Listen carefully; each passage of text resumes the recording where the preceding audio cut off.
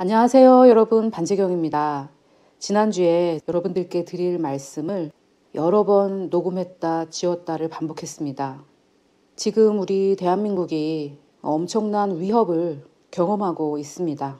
저는 나라를 위해서 기도하는 입장에서 어떤 일이 벌어지고 있는지 자세하게 알아야 한다는 생각을 가진 쪽입니다. 그래서 이 상황들을 자세하게 주시를 하고 있다 보니 정말 너무나 울고 싶을 정도로 화가 나는 한 주를 보냈습니다. 거의 이제 한 달이 되어 가죠. 우리 한국교회가 생긴 역사 이래에 주일 예배를 내가 필요해서가 아니라 타의에 의해서 가지 못하게 된 이런 상황은 아마 역사상, 한국교회 역사상 처음이 아닐까 하는 생각이 드는데요. 그래서 여러분들 교회도 못 가시고 지금 예배도 못 드리시는 상황에서 제가 어떤 말씀을 전달해야 여러분들께 위로와 격려가 될까 하는 생각에서 오늘 저는 하고 싶은 말은 정말 너무너무 많지만 말을 아끼도록 하겠습니다. 그리고 제가 이번 주에 화가 나고 울고 싶을 때마다 읽고 묵상했던 말씀이 주로 시편 91편과 37편 그리고 에베소서였습니다. 그래서 제가 오늘은 시편 91편을 여러분들께 설명해 드리려고 하는데요. 들으시는 분들께서 하나님의 말씀으로 무장하실 수 있도록 하는 데에 집중을 하도록 하겠습니다. 제가 지난주에 성경 읽기에 대해서 설명을 드리면서 성경을 읽을 때는 이해를 목적으로 하기 때문에 내가 좀 더 쉽게 이해할 수 있는 번역본을 사용하면 좋다고 말씀을 드렸습니다. 그래서 오늘은 쉬운 성경을 함께 읽으면서 설명을 드리려고 합니다. 지금 보시듯이 이렇게 초록색으로 장절이 표시되어져 있는 것은 개역 개정이고요. 이렇게 핑크색으로 표시되어져 있는 것이 쉬운 성경입니다. 자, 시편 91편 1절에 보니까 지존자의 은밀한 곳에 거주하며 전능자의 그늘 아래 사는 자여, 이렇게 시작을 하고 있는데요. 지존자라는 이 말이 다른 분들은 다 아시는 건지 잘 모르겠지만 저는 무슨 뜻인지 잘 모르겠어요. 지존자라는 이 말이. 우리가 찬양할 때도 지존하신 주님 이름 앞에 라고 찬양을 하지만 그 뜻을 정확하게 알고 있는지는 사실 조금 의문이에요.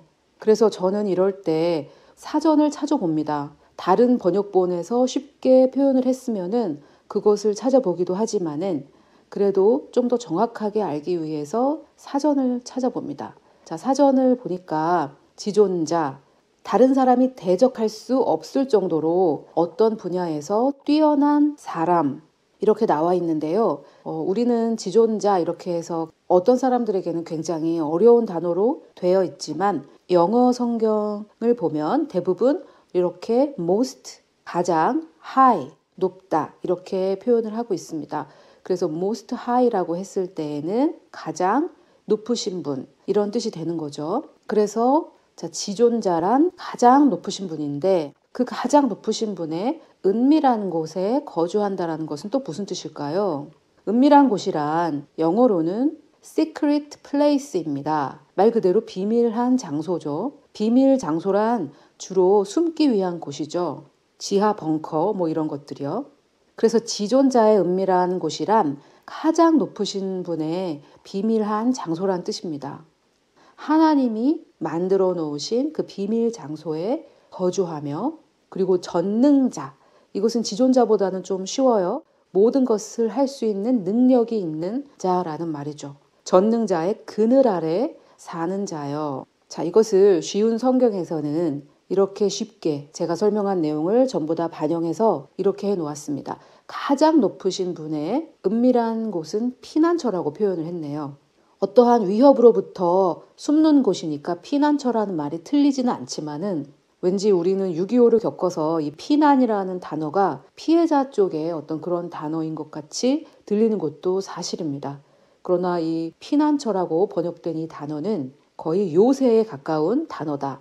이렇게 생각을 하시면 좋을 것 같아요. 또 전능하신 하나님의 그늘 밑에서 편안히 쉬게 될 것입니다 라고 표현하고 있는데, 그늘이라고 했을 때에는 우리가 누군가의 그늘 밑에서 자란다라고 했을 때 한국어의 표현으로는 조금 부정적이에요. 그늘에 가려졌다라는 그런 부정적인 뜻으로 한국어는 많이 쓰기도 하죠.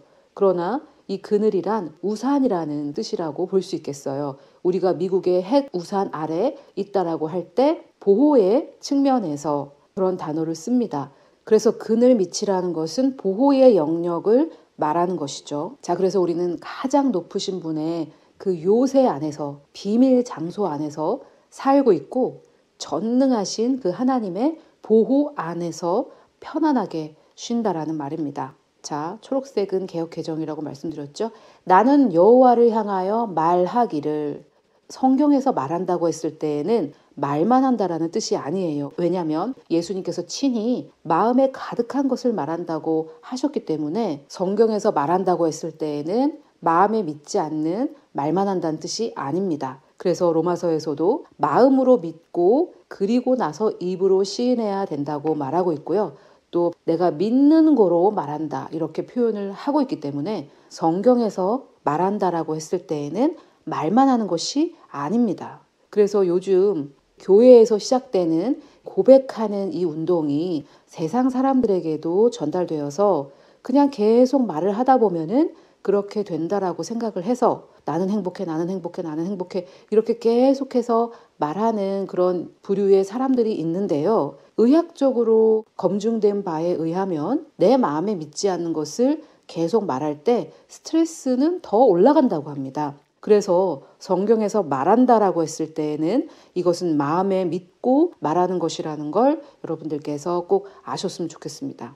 자, 그래서 이렇게 자신이 말한다고 하고 있어요. 나는 이런 말을 한다. 이렇게 믿고 나는 이렇게 말한다. 그는 여호와 하나님이시죠. 그는 나의 피난처요. 저는 이 한국어에만 있는 이 조사를 조금 바꾸고 싶어요. 여호와 하나님, 그가 나의 피난처요. 그가 나의 요새요. 그가 내가 의뢰하는 하나님이라. 이렇게 조금 바꾸고 싶습니다. 자, 쉬운 성경으로 보니까 이렇게 나와 있어요. 내가 여호와께 말합니다. 주는 나의 피난처시요. 주가 나의 피난처시며 성벽이십니다. 나의 하나님, 내가 주를 굳게 믿습니다 라고 번역이 되어 있죠. 그래서 말만 하는 것이 아니라 믿고 말한다라는 것이 중요하다고 하겠습니다.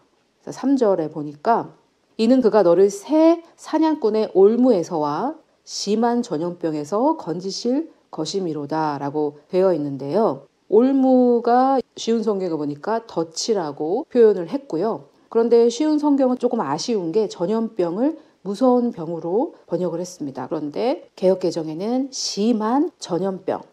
여러분, 제가 왜 시편 91편을 지금 이 시점에 여러분들께 전하는지 아실 거예요. 그런데 저는 그 전염병의 이름을 부르고 싶지 않아요. 그것에게 이름을 부여하고 싶지도 않고 또 내가 부르고 싶은 대로 부르지 못하고 누군가가 이렇게 불러라 저렇게 불러라 하는 것에 따르고 싶지도 않습니다. 그래서 저는 그냥 전염병이라고 부를 거예요. 심한 전염병. 여기에서 나온 것처럼. 자, 그런데 새 사냥꾼의 올무, 이거는 무슨 뜻인가? 여러분, 새를 잡으려고 할 때 한번 생각해 보십시오. 새를 잡을 때 막 우당탕탕 잡으면은 새는 날아가겠죠. 그래서 성경에서 새 사냥꾼이라고 했을 때에는 아주 가만히 교묘하게 우리를 공격하는 존재를 말합니다. 굉장히 교묘하게. 그래서 우리는 이런 것들에 깨어 있어야 되죠. 나쁜 놈이 자기 나쁜 놈이라고 하지 않아요. 허허허 웃으면서 좋은 사람인 척 하는 거죠. 이런 상식적인 것까지 제가 얘기해야 되는 암울한 시대에 우리가 산다는 것이 정말 통탄스럽습니다. 그리스도인들도 영적으로 분별하지 못하고 그냥 겉모습만 보고 판단하는 그런 암울한 시기에 우리가 살고 있다는 것 여러분들 다 아셔야 됩니다. 새를 잡는 새 사냥꾼들 얼마나 교묘합니까? 아닌 것처럼 다가가야 되잖아요. 그래서 그런 새 사냥꾼의 덫이 있는데 거기에서 여호와께서 우리를 건져주시고 또 심한 전염병, 이거는 지금 유행하는 그런 물리적인 바이러스뿐만 아니라 정신적이고 영적인 바이러스도 뜻하고 있다고 저는 생각을 해요. 나를 보호하시는 분은 여호와 하나님이라는 것을 믿고 또 그렇게 말할 때 그때 여호와께서 우리를 이러한 것들에게서 건져주신다는 약속입니다.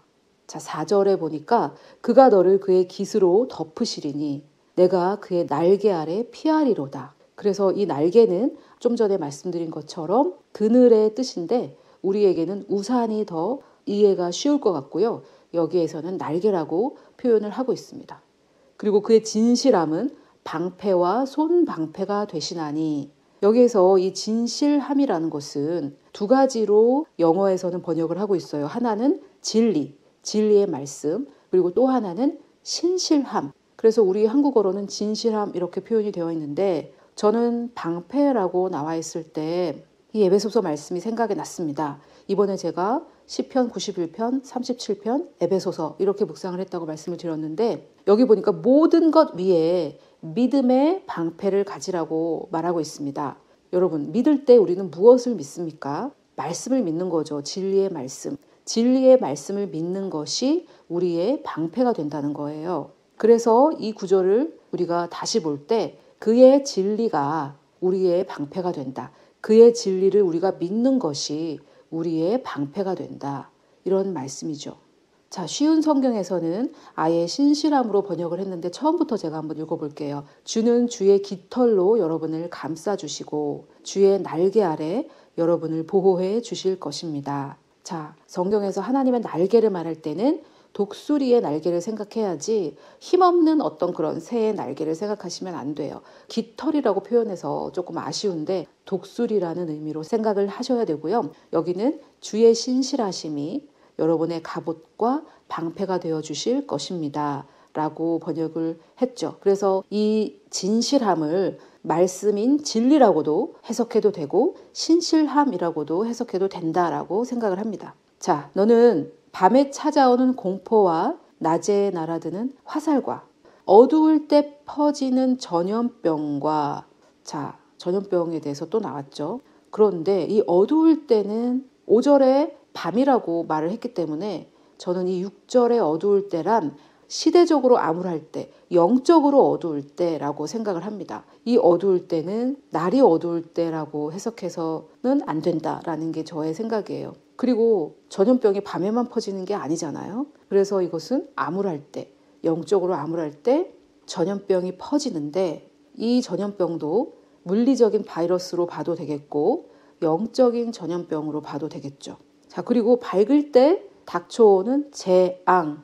제가 이 재앙에 대해서 지금 얘기하고 있는 겁니다. 근데 이것도 우리는 두려워하지 않는다라는 말이에요. 자, 이 쉬운 성경으로 보면서는 이 화살을 설명해 드리고 싶은데요. 화살 하니까 저는 이제 에베소서 읽고 있다고 말씀드렸잖아요. 이 6장 16절에 이 불화살을 생각했어요. 자, 이 불화살은 악한 자가 쏘는 것입니다. 마귀 사탄이 쏘는 거죠. 그래서 우리가 여호와 안에 숨어 있기 때문에 그리고 그것을 믿고 있기 때문에 또 그렇게 말하고 있기 때문에 밤에 찾아오는 공포와 낮에 날아드는 화살, 이 공포는 테러라고 영어로는 되어 있고요. 우리에게는 사실 이 테러리스트들이 직접적인 위협은 아니지만 이 테러리스트들의 직접적인 위협을 받고 있는 국가들이 많이 있겠죠. 그런 국가들의 성도들에게는 이 말씀이 위로가 될 테고요. 또 낮에 날아드는 화살, 사탄의 불화살이죠. 그리고 어두울 때 퍼지는 전염병. 지금 우리는 이것과 싸우고 있습니다. 그리고 재앙과 싸우고 있고요. 자, 이런 것들을 우리는 두려워하지 않을 수 있다는 겁니다. 왜냐하면 여호와 안에 숨어 있고 또 여호와께서 우리의 요새가 되신다는 것을 마음으로 믿고 고백하는 자들에게는 이런 게 두렵지 않다라는 겁니다. 조건이 있습니다, 여러분. 그래서 제가 이 조건을 여러분들에게 말씀을 드리는 거예요. 1000명이 내 왼쪽에서 10,000명이 내 오른쪽에서 엎드러지나 이 재앙이 내게 가까이 하지 못하리로다. 자, 전염병은 영적일 수도 있고 정신적일 수도 있다고 말씀을 드렸습니다. 이렇게 1000명이 내 왼쪽에서 10,000명이 내 오른쪽에서 엎드려지는 상황이 어떤 것인지 잘 모르겠어요. 전쟁일 수도 있겠고 여러 가지 가능성이 있겠지만은 우리에게는 이것이 정신적인 전염병, 생각을 온전히 하지 못하는 거예요. 판단을 제대로 내리지 못하는 거, 영적인 얘기를 하는데 비판하는 그런 사람들 말입니다. 그래서 이 영적인 전염병에 의해서 1000명이 여러분의 옆에서 죽어 엎드러지고 10,000명이 여러분의 오른편에서 쓰러질지라도 여러분들에게는 이 재앙이 닥치지 않기 때문에 여러분들에게는 해가 없을 것이라는 거죠. 이 여러분은 누굽니까? 여호와 하나님 안에 숨어서 그분이 나의 보호자시라는 것을 마음으로 믿고 입으로 고백하는 자들입니다. 오직 너는 똑똑히 보리니 악인들의 보응을 내가 보리로다. 악인들의 벌 받는 것을 쳐다보게 될 것입니다. 좀 빨리 봤으면 좋겠어요. 이 장면을. 내가 말하기를 여호와는 나의 피난처시라 하고 지존자를 너의 거처로 삼았으므로. 여러분, 이게 조건입니다. 여기에서 삼다라는 이 말은 믿었다라는 것과 같은 뜻입니다. 그분이 내 지존자라고 나는 믿는다. 그분을 나의 거처로 삼았다. 그 말이죠. 그렇게 마음에 믿고 그렇게 말하는 것을 의미합니다. 쉬운 성경에서도 피난처로 삼았다 이렇게 말하고 있죠. 내가 그분을 나의 피난처로 삼는다. 그렇게 믿는다 이 말이죠. 그리고 여호와를 우리의 보호자로 모셨을 때에 화가 내게 미치지 못하며 재앙이 내 장막에 가까이 오지 못하리니. 자, 여기서 쉬운 성경에서는 장막을 집이라고 표현을 했습니다. 이렇게 할 때 여호와를 믿고 의지할 때 어떤 불행도 여러분을 덮치지 않을 것이며 여호와 하나님의 약속입니다. 아무런 재난도 여러분의 집에 가까이 하지 못할 것입니다. 하나님 아버지의 보호하심에 대한 약속입니다. 자, 11절에 그가 여호와 하나님 그가 너를 위하여 그의 천사들을 명령하신다 이렇게 나와 있는데요. 또 최근에 천사들에게 직접 우리가 명령을 일일이 해야 된다. 안 하면 안 된다. 이렇게 가르치는 사람이 있는 것 같아요. 자, 그러나 이 구절에 보니까 여호와 하나님께서 우리를 위해 천사들을 명령하신다라고 말씀하고 계십니다. 그래서 우리를 모든 길에서 지킨다고 하고 있는데 천사들이요. 우리가 명령을 해야 된다면은 참 곤란하죠. 우리가 지금 우리나라에 이런 엄청난 재앙이 임할 것을 미리 알 수 있었나요? 미리 알아야 명령을 하죠. 그리고 마태복음에도 보면 천사들이 하늘에서 하늘에 계신 내 아버지의 얼굴을 항상 배옵느니라고 되어 있는데 이거를 영어로 보면 어떤 뜻이냐면 천사들은 그들의 얼굴을 항상 하나님 쪽을 향해 있다라고 나와 있어요. 그래서 천사들은 우리에게 귀 기울이고 있지 않고 우리의 명령을 들으려고 귀 기울이지 않고 하나님 쪽으로 얼굴을 향하고 있다라는 거예요. 하나님의 명령을 들으려고요. 그리고 예수님께서도 너는 내가 내 아버지께 구하여 지금 12군단 더 되는 천사를 보내시게 할 수 없는 줄로 아느냐 이렇게 말씀하셨는데 예수님도 아버지께 구한다라고 나와 있어요. 자, 그래서 우리도 예수님처럼 아버지께 구할 수 있겠지만 예수님은 당면한 위협을 미리 아셨고 우리는 미리 알지 못하는 자들로서 우리가 잘 알아서 그때그때 구하는 거는 불가능합니다. 그래서 시편에도 보면 주께서 천사들을 시켜 여러분을 지키게 하실 것이라고 말하고 있고요. 여러분이 어디로 가든지 천사들이 여러분을 보호해 줄 것입니다 라고 나와 있어요. 우리가 해야 될 일은 무엇입니까? 천사들에게 일일이 명령하는 거예요? 아니죠.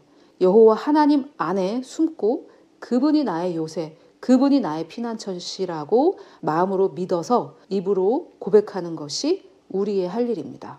그런데 우리가 천사에게 이래라 저래라 뭐 이렇게 명령을 했다고 해서 벌을 받거나 그런 건 아니에요.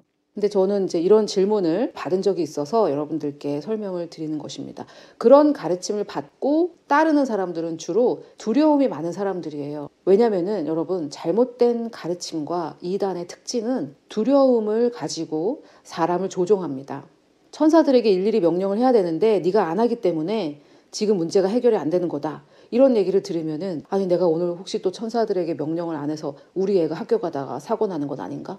아니 내가 또 천사들에게 명령을 안 해서 하나님께서 나에게 주시는 재정적인 복이 안 오는 거 아닌가? 전부 다 두려움에 근거한 것이 아닙니까? 그런데 하나님의 말씀은 어떻게 말씀하고 계시냐면 사랑 안에는 두려움이 없대요. 하나님이 사랑이시잖아요. 하나님 안에는 두려움이 없습니다. 그리고 온전한 사랑, 하나님의 사랑이죠. 그것은 두려움을 내어 쫓는다고 합니다. 그리고 두려움에는 형벌이 있대요. 두려워하면은 형벌을 내린다라는 뜻이 아니라 두려워하는 것 그 자체에 이미 괴로움이 들어있다라는 말입니다. 형벌은 고문이라고 생각하면 좋습니다. 두려워하는 것 그 자체가 고문당하는 것이다라는 거예요. 두려워하는 자는 왜 두려워하냐? 사랑 안에서 온전히 이루지 못해서 두려워하는 겁니다. 하나님의 사랑을 모를 때 두려워하는 거죠. 그래서 하나님의 사랑을 모르는 자들을 꼬셔서 미혹하고 자기의 울타리에 가두는 것이 잘못된 가르침을 전하는 이단들의 특징입니다. 그들은 다 두려움을 근거로 해요. 자, 그래서 주님이 천사들을 시켜서 우리를 보호해 주시는 겁니다. 주님이. 우리에게 천사들에게 이래라 저래라 그럴 만한 머리가 안 돼요, 우리는. 무슨 일이 어디서 닥칠지 그걸 어떻게 알아요? 그걸 알면은 뭐 오늘 학교 갈 때 문제 있을 걸 알면 안 가면 되지. 천사들은 뭐하러 불러요? 그들이 그들의 손으로 너를 붙들어 발이 돌에 부딪히지 아니하게 하리로다. 자, 이게 무슨 말이냐면 천사들의 손으로 우리를 붙들어 준다는 거예요. 그래서 발이 돌뿌리에 부딪히지 않도록 해준다는 건데 이 돌에 걸려 넘어진다 이것이 바로 우리가 알고 있는 이 실족한다라는 뜻인데요. 원어는 이렇게 돌에 걸려 넘어진다라는 건데 쉽게 말해 우리가 마음을 상해한다라는 말입니다. 상처받았다, 마음 상했다 이런 거요. 그게 자랑이 아니에요. 교회에서는 상처받은 게 벼슬이에요, 벼슬. 마음 상했다 이게 벼슬이에요. 마음 상한 사람들 눈치 보는 게 교회 문화가 되어버렸는데 그건 잘못된 문화입니다. 실족한 사람의 책임입니다. 실족하면 안 돼요. 돌에 걸려 넘어지면 안 돼요. 근데 넘어지면 우리가 가던 길을 계속 가지 못하잖아요. 이 가던 길이 바로 우리의 부르심이고 우리의 사명인데 돌에 걸려 넘어져서 즉 삐져서 마음 상해서 상처받아서 그냥 에이 안 해버릴래 포기할래 이러고 안 하는 겁니다. 그 포기하게 하는 거는 사단 마귀예요. 하나님이 아니십니다. 그래서 삐지시면 안 돼요. 마음 상해도 안 되고 어떻게 안 삐져요. 마음이 상하는 걸. 그거는 어린아이들의 투정입니다. 이제 어른들은 마음 상했다고 직장 안 가고 이러지 않잖아요. 그래서 이 돌뿌리에 부딪혀 넘어지는 것이 좋은 게 아니니까 천사들이 우리를 안 부딪혀 넘어지게 해주겠죠. 그 언제 마음 상하지 않고 언제 상처 안 받냐? 제가 계속 말씀드리는 거 여호와 안에 있고 그분이 나를 보호해 주신다고 마음으로 믿고 고백하고 이러는 사람들은 뭐 상처도 잘 안 받죠. 자, 그럼 천사들은 어떤 존재냐? 단도직입적으로 말해서 우리의 종입니다. 모든 천사들은 섬기는 영이래요. 영은 영인데 섬기는 영입니다. 그래서 구원받을 상속자들을 위하여 섬기라고 보내심을 받았습니다. 자, 13절 내가 사자와 독사를 밟으며 젊은 사자와 뱀을 발로 누르리로다. 이 젊은 사자는 쉬운 성경에서는 힘센 사자라고 표현을 하고 있고요. 사자는 또 왜 갑자기 독사는 알겠는데 사자는 왜 나왔을까? 자, 여기 보니까 너희 대적 마귀가 우는 사자같이 두루 다니며 삼킬 자를 찾는데요. 마귀가 정말 힘이 세면 그냥 삼키면 되지 왜 찾습니까? 여호와 안에 있다는 것을 믿지 않고 벌벌벌 두려움에 떠는 자들을 찾는 거죠. 자, 그래서 여러분은 사자와 독사 위를 짓밟고 지나가고 힘센 사자와 뱀을 짓누를 것입니다. 왜냐하면 우리가 여호와 하나님을 의지하기 때문인데 이 뱀은 독사고 이 사자는 힘센 사자지만 괜찮습니다. 우리가 더 세기 때문에 짓밟고 짓누를 수 있습니다. 우리가 하나님 안에 있기 때문에 더 센 거죠. 자, 하나님이 이르시되 그가 나를 사랑한즉 내가 그를 건지리라. 그가 내 이름을 안즉 내가 그를 높이리라. 자, 이거는 저는 어떻게 생각하냐면요. 새 언약에 비추어서 이 구절을 볼 때 하나님께서 너는 나를 사랑하네? 너를 구해줄게. 너는 나를 사랑하지 않네? 너는 안 구해줘. 너는 내 이름을 아네? 너는 구해줄게. 너는 내 이름을 모르네? 넌 안 구해줘. 이런 것이 아닙니다. 하나님은 이미 하실 일을 다 해놓으셨어요. 그래서 예수님께서 다 이루었다라고 십자가에서 말씀하셨죠. 그래서 이제 그리스도 안, in Christ라는 영적인 장소가 있고 그 바깥이 있는데 이미 그 그리스도 안이라는 그 장소에는 모든 구원이 이루어져 있습니다. 그래서 내가 그 안에 들어가면 건짐을 받는 거고 내가 그 안에 들어가면 하나님의 높임을 받는 것이죠. 그래서 신학적인 관점으로는 그렇게 이해해야 된다라고 저는 봅니다. 하나님께서 더 하실 일이 없어요. 하나님은 하실 일을 다 하셨습니다. 자, 하나님께서 말씀하십니다. 쉬운 성경에는 이렇게 표현됐어요. 나를 사랑하는 자를 구원할 것이다. 내 이름을 높이는 자를 내가 보호해 줄 것이다. 자, 그래서 여기서 이것을 신약의 성도인 우리에게 적용한다면은 우리가 하나님을 사랑하면 사랑할수록 구원을 더 경험하는 거죠. 이미 받은 구원을. 그리고 주님의 이름을 높이면 높일수록 그분의 보호를 더 경험하는 거죠. 이 모든 이름 위에 예수 그리스도의 이름을 높일 때에는 예수님의 보호하심을 내가 경험하는 거죠. 그가 내게 간구하리니 내가 그에게 응답하리라. 기도하면 다 들어준다 이 말입니다. 그들이 환난 당할 때에 내가 그와 함께하여 그를 건지고 영화롭게 영광스럽게입니다. 영광에 대해서는 제가 설명한 것이 있으니까 확인하시고요. 자, 그런데 쉬운 성경을 보니까 그가 나를 부르면 내가 그에게 대답할 것이다. 그가 어려울 때 내가 그와 함께 있을 것이다. 자, 구약의 성도들과는 하나님이 함께 계셨는데요. 신약의 성도들에게는 그 안에 들어오셨습니다. 아예 그 안에 들어오셨어요. 그 안에. 우리 안에 계십니다. 더 이상 어떻게 가까워질 수가 없을 정도로 안에 들어와 계십니다. 내가 그를 구원하고 그를 높여줄 것이다. 내가 그를 장수하게 함으로 그를 만족하게 하며, 여기서는 그냥 오래만 산다는 게 아니라 만족스럽게 오래 산다는 거겠죠. 나의 구원을 그에게 보이리라. 쉬운 성경에는 나의 구원을 그에게 보일 것이다. 비슷한 표현이 되어 있는데요. 이 부분만 설명하고 마치도록 할게요. 나의 구원을 보여준다라는 것은 무슨 뜻이냐. 우리가 이 구원을 생각할 때 이것을 한시적인 사건으로만 보는 실수를 범합니다. 그래서 예수님을 영접할 때 구원을 받는데 그리고 끝났다고 생각해요. 구원받고 끝. 그 뒤로는 이 구원에 대해서 생각을 안 합니다. 그런데 영혼 몸으로 설명을 하면 예수님을 영접할 때 우리가 구원을 받고 우리의 혼의 구원은 계속해서 생각을 새롭게 할 때, 육신적인 생각을 버릴 때 혼의 구원이 진행이 되는 거죠. 이것을 성화라고 한다고 말씀을 드렸습니다. 그래서 구원은 진행되는 거예요. 구원은 진행됩니다. 그러면 또 진행된다 이러면 구원은 아직 안 받은 건가? 이렇게 생각하는데 구원이 시작되는 그 시점이 이미 구원을 받은 거죠.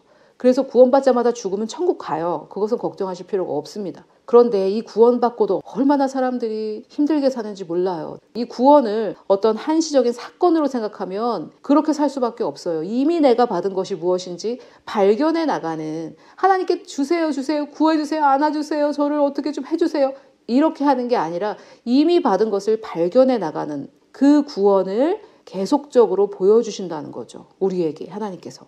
혼의 구원이 계속 진행되는 거. 우리가 예수님을 만나는 순간, 실제로 만나는 순간에, 그러니까 이제 우리가 죽고 예수님을 만나는 순간에 혼의 구원은 완성되고요.